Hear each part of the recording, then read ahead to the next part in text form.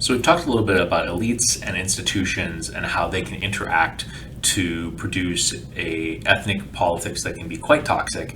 And we talked about some of the solutions to that institutionally that folks like Aaron Leibhardt have looked at with consociational democracy. And one of the pieces of that is to have supporting social institutions. And so what I'd like to do is talk a little bit about what that might look like above and beyond sort of an independent, legal community or a free press, but to talk a little bit about some of the social civil society pieces that might not be on folks' radar, but end up being really important when it comes to thinking about whether ethnic groups polarize and turn on each other, or whether they're able to diffuse some of those tensions within communities. And so I'll begin this conversation by noting two different types of connections that can be formed within communities. So we tend to think about strong communities as having a lot of social capital. They have a lot of networks that tie people together that can be mobilized to help solve problems. And we could think about those networks as either bonding networks that build connections between people who are within the same group, that helps to create a strong group identity, or we think about those networks as bridging networks that span across different communities. And if you're going to have strong bonding networks that can tie people together and create a strong sense of community, you might also want to make sure you have strong bridging networks that allow for information to pass between communities so that those bonding networks don't end up becoming perceived as a threat by other communities that might recognize that a strong ethnic identity within a community can be used as a way to draw people together, to coordinate, and potentially to influence politics in a way that might be harmful to another group. So bridging networks can be really useful in terms of getting communities to work together. And so when we think about these social networks, I think another way to slice it up is to think about how they get formed and whether that formation process builds bonding networks or bridging networks. So bonding networks are oftentimes easier to build because they're being built within sort of church communities or neighborhoods when there's segregation, or those kind of geographical distances that maybe put groups in different places and allow for bonding networks to form more easily. In small communities, networks of all kinds, I don't say are easier. No, I'm going to say they're easier to build, whether they're bonding or bridging, because in small communities you are kind of forced to interact with everybody. I'm from a very small town, Salem, South Dakota. It has about 1,200 people, and you learn everybody's name pretty quickly. Where there are tensions and people you don't like, you still kind of grumble and go into that hardware store and buy the stuff from that person because that's the hardware store in town, and you kind of need to deal with people, and you kind of need to maintain a reasonably good working relationship because there's just this forced interaction of there's not a lot of us and we're all sort of in this small space and we need to kind of interact.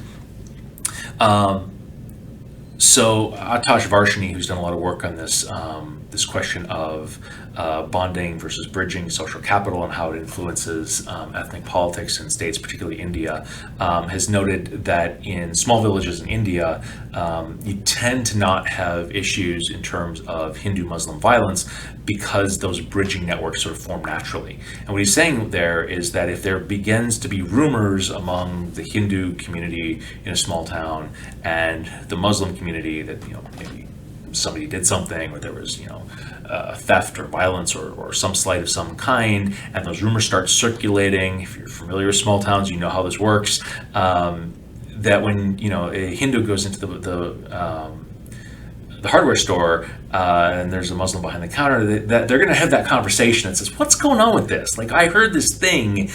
Is that true?" And the person behind the counter can be like, "No, so-and-so was in the other day, I talked to them, here's the actual story." It's possible to diffuse those kinds of within community rumors that can spiral into violence because those interactions across communities happen naturally. There's bridging networks that happen.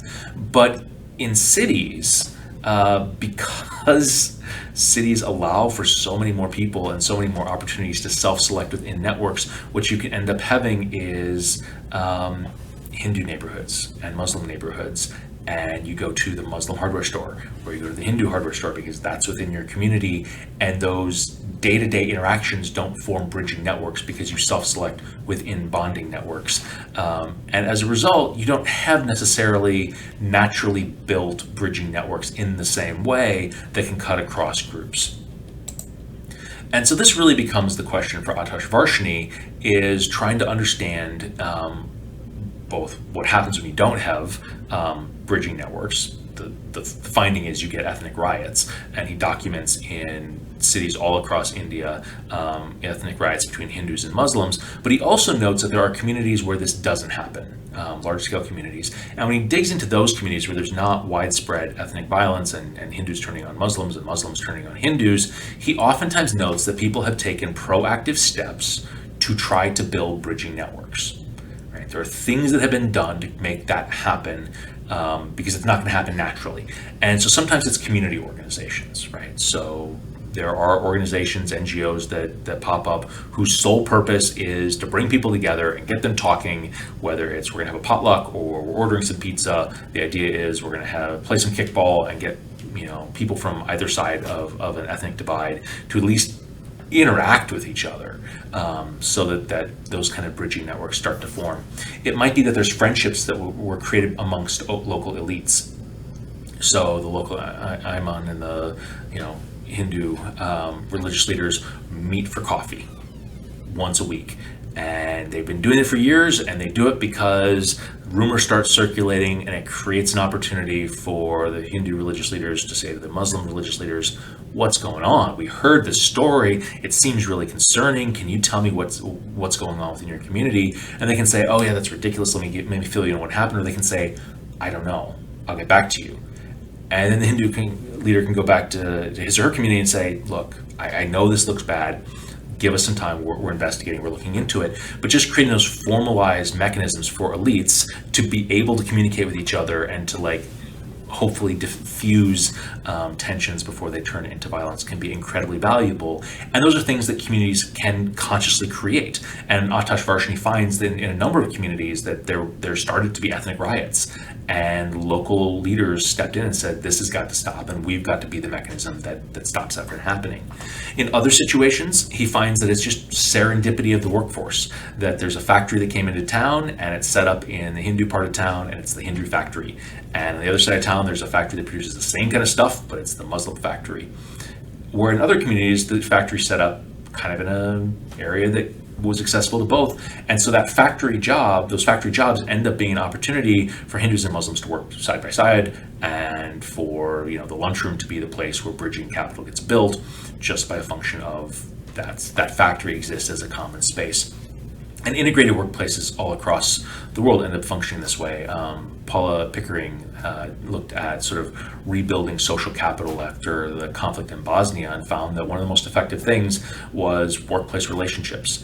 That those were relationships that were normally professional, like you have to get along for the sake of the organization, but that ended up being enough of a connection that when people were struggling, I can't get this paperwork processed because the clerk, is not working with me, and I think it's ethnic, animosity that's driving this, and so I'm going to go to my fellow Serb coworker and say, would you come with me when I go in and try to get this paperwork processed? I think it'll go better if you're along. Like that kind of a request to be able to navigate through a polarized, intense ethnic environment can be incredibly valuable, and it's not something that I think is necessarily intentionally done the way that a community organization might be intentionally done to foster those connections. It's just something that's sort of expected, and because it's sort of expected as part of we have to be professional in the workplace, it can actually be more valuable in terms of stitching communities together. Okay, so another dimension on this, since we're kind of talking about how communities are connected or not connected, in some situations, we end up having overlapping identities that cut across communities. So you might have, again, I'll stick with my example of India, you might have a Hindu community and a Muslim community, but there might also be language differences within the Muslim community and within the Hindu community, and so there might be a split between Tamil versus Hindi of the preferred language of different groups of people. And when that happens, when there's these sort of intermixed multiple identities that matter a lot for people, it can actually make that ethnic upbidding process that we talked about, where there's tension within society and elites try to mobilize that tension, feed it, demonstrate that they're able to advocate strongly for a group. It can actually undercut the effectiveness of that, because if you get a Hindu politician who's mobilizing the Hindu community around Hindu nationalism, you can have another politician who comes in sort of orthogonally and says, no, the real issue is Hindi versus Tamil, and I'm going to advocate for the Tamil religion. And people who are maybe prone to that kind of identity activation end up splitting between those two different sort of identities that they have, and those groups end up, I don't want to say canceling each other out, but maybe have a harder time taking hold because they're fighting for that same constituency, and maybe that creates space for moderates to win. And so it's kind of a weird way to think about bridging capital, that your multiple identities that you have. I mean, as a Catholic, as a North Dakotan, as a man, as whatever your identities are, that those can be activated in different ways by different politicians, and that can make it really hard to kind of coordinate around one common set of grievances, and can hopefully potentially mitigate some of the worst aspects of ethnic politics. And then I'll just sort of end with this last big question, is that we can talk about civil society and bridging social capital as a stabilizing force within communities that can reduce polarization, that can prevent violence by allowing for rumors to be sort of stomped down or corrected before things turn violent. But once things start to turn violent, it's one of the first things that happens is those bridging networks disappear. The people pull back and retreat within their communities, and it becomes really difficult to rebuild them once violence has begun, because reaching out across ethnic lines can be dangerous. And when tensions are high, it can be really hard to put in place the kind of communication networks that are needed to restore stability. And so I'm not sure what the best way to rebuild those networks is.